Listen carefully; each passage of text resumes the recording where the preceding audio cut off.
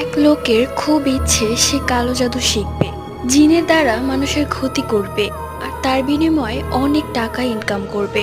তো এমনই এক কালো জাদুকারী ব্যক্তির কাছে যায় কালো জাদু শেখার জন্য। প্রথমে সে ব্যক্তি রাজি হয় না, এরপর অনেক জোরাজুরি করাতে সে রাজি হয়। প্রথমে তাকে বলা হয় আজ সকালবেলা একটা নতুন কবর হয়েছে আর মেয়েটি আত্মহত্যা করেছিল। তোমাকে রাত 12টার পরে কবরস্থানে গিয়ে কবর খুঁড়ে সেই মেয়েটির চুল তোমাকে কেটে নিয়ে আসতে হবে। যদি তুমি চুল কেটে নিয়ে আসতে পারো তাহলেই আমি তোমাকে কালো জাদু শিখাবো। লোকটিও এতে রাজি হয়ে যায়। এরপর রাত 12টা বাজে সে কবর খুঁড়তে শুরু করে। কবর খুঁড়তে খুঁড়তে মেয়েটির কাফনের কাপড় বেরিয়ে এলো।